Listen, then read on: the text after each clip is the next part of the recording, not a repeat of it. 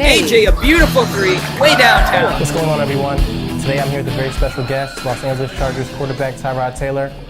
Tyrod is from Virginia, right here in Hampton Roads, and which is actually where both of our parents are from.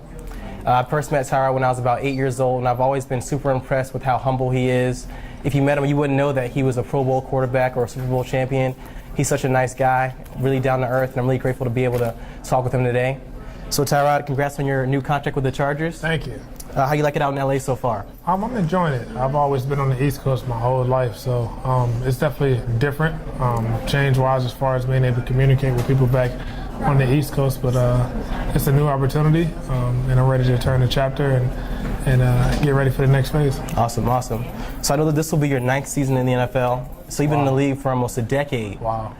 And when you when you come back here to Virginia Tech, does it feel like it really wasn't that long ago that you were the quarterback here? And is it crazy to think that now you're the older guy that gets to come back and talk to the younger guys about your experiences? It's different. Every time I come back here, it's a different experience. Of course, the support has always been the same since day one, but I say different experience, meaning that it's different memories that hit my mind every time that I come back, and they're all positive. Right. It was great times in my 4 years here, but like you said, I'm going into 9 years now. Some of the kids that are playing here now, or some of the kids that go here now were in elementary, middle school. Crazy, yeah. Which is crazy because some of those kids I've talked to throughout my time, all being at Tech, coming back as I guess the older guy now. Just trying to shed light on some of the things that the younger guys will see at the next level if that's what they aspire to be as an NFL player. But just trying to help them out, paint a picture for them, and give them as much information as possible. From the time that you grew up playing Little League all the way through Hampton High, what was playing football like in Hampton Roads? I know at Hampton High football is a really big deal, so tell me a little bit about the culture. It was very competitive. Of course, like you said, Hampton High is one of the most historic schools back home. My high school alone has 17 state championships, and I was able to add one of those to the trophy room. So it's definitely something that we take pride in back there. I grew up watching Ronald Curry, who was a big name in the Hampton Roads area. Allen Iverson, watching those guys, Michael Vick, Aaron Brooks. The list can go on, and I'm just talking about guys from the peninsula. If I went over to Tyrod areas, even more names. You have Cam Chancellor, Bruce Smith, D'Angelo Hall. It's rich tradition down there. And when you're from the 757, of course you compete with one another. Right. But as you get out to college and you get into the professional leagues, it's basically like Virginia versus everyone mentality. It's like it's your own team. Yeah, so we appreciate the competition as youngins because it taught us, first off, how to compete, but also how to strive for greatness because we've seen it in our own city. You have 3 #1 overall picks in 2 different sports, and professional leagues come from the Hampton Roads area, so that's something to be proud of and to take pride in. Who are those? Were those Allen Iverson? Allen Iverson, Michael Vick, and Bruce Smith. Wow, that's awesome. You've done such an excellent job being a positive role model for the kids, especially back in your hometown. I know every year you go back for the Peninsula All-Star Football Camp. What does going back and just showing your face and being a positive role model for these kids mean to you? It means a lot. It's one of the reasons why I started my foundation. I launched it last year, just trying to inspire kids to be the best version of themselves. I know as a kid myself, seeing those role models or the guys that had made it to the places where I wanted to be, come home and see those guys personally, I think kept the dream alive for me and made what a dream at that time become a reality. So try to get back and pour as much as I can back into the community. Just like I said, to give them hope, to give them a dream, and to inspire them any way that I can. To get the opportunity to play in the NFL is every kid's dream. From the time kids play Little League all the way through high school, they all dream about playing on Sundays for their favorite football team, not to mention being a quarterback, a Pro Bowler, and a Super Bowl champion like you've already done. So obviously you have outstanding work ethic, but what else do you attribute your successes to? Staying grounded, understanding that God placed you here for a reason. God has placed me here for a reason. It's my job to do the best that I can with what He's given me and the ability to do so. So, of course, you have to work hard and You have to make smart decisions, go about things the right way. Opportunities are definitely going to present itself. I would say just be prepared for each and every opportunity that comes your way, and never get discouraged when things don't go your way. Continue to keep pressing forward and keep a positive mindset and positive attitude about things. That's awesome. A lot of times people think that once somebody gets drafted that they've made it and it'll last forever. But the average NFL career is only 3 seasons, 6 seasons for rookies that make the club opening day.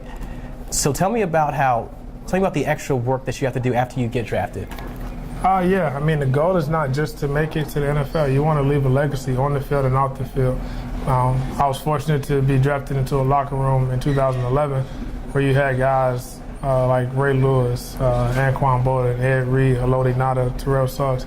Great examples of how to be pros, even learning from Joe. He was a younger player at the time, but had veteran ways. So I was fortunate to be able to learn from those guys, and I appreciate those guys teaching me the way, because ultimately it made me become the pro that I am today. And some of the things that I do is definitely because of me seeing those guys day to day. And like I said, everyone's not fortunate to be drafted into a locker room that has that much veteran leadership. That's one of the rare cases, but I would say to someone that's not drafted into a situation like that to find a routine early, because it's easy to kind of get lost in the mix and thinking that you know all the answers, but that's not the case. As a young athlete and even as an older athlete, you always striving to be better, striving to learn as much as you can, because the game is evolving. And of course they want to make the game younger, but you have to go out and show them each and every time that you get a chance that you're here for a reason. You are an inspiration to so many. Who or what inspires you most? My parents inspires me the most. I'm my only child, parents married, and to see them work day in and work day out, never complain, be able to provide for me, it's definitely something that I took, passion towards, and wanting to be able to put smiles on their faces, of course, for personal gratification as well too, but also just God has blessed me with a bunch of things that through football, being able to travel a bunch, being able to take my parents different places that maybe we wouldn't have been if it wasn't for the opportunity football has given me. So my parents are definitely a big inspiration. Of course, other players, but I would say the two that stick out are my parents. What do you see yourself doing after football? Continue to keep pouring back into the community. I've always had a passion for real estate as well. Okay. Football is all I've known since I was 5 years old. I took 1 year off. So some way is somehow connected to football, whether it be through mentorships, coaching, I'm not sure. But I would definitely be connected at some point. But I think at some point, get into coaching. I'm not sure about it right now, but I think it's out there. I'm not sure at what level, but we'll see. I recall my dad bringing me to one of your high school basketball games. Do you think you could have made it to the NBA too? Yes, I'll tell you that. I think people that play with me in high school as well as AAU would tell you the same. I heard you were a lockdown defender back in the day. For sure. There was a good person on the other team. I was definitely defending them. I love basketball. I started playing basketball and football at the same age, and up until probably I got to the NFL, I probably played more basketball games, of course, because of the frequency of games. I probably played more basketball games than football games, but my love has always been with football. I was a very talented basketball player, and I worked hard at it, but football came natural, and just my love for football was more than basketball. I had to choose one or the other when I got to college, and I ended up choosing football. But I think I could have made it to the NBA. It's not that many 6'1" players, though. Right. But you're pretty athletic. You could have made it. You know what I'm saying? The 6'1" guys. I would have worked just as hard. Right. I would have worked just as hard. I know the obstacle would have been definitely tough, but I would have worked just as hard to try to fulfill that dream. With all the physical gifts you possess, the one distinguishing quality about you that I've noticed is your unshakable faith. Where does that come from? Something my parents instilled in me.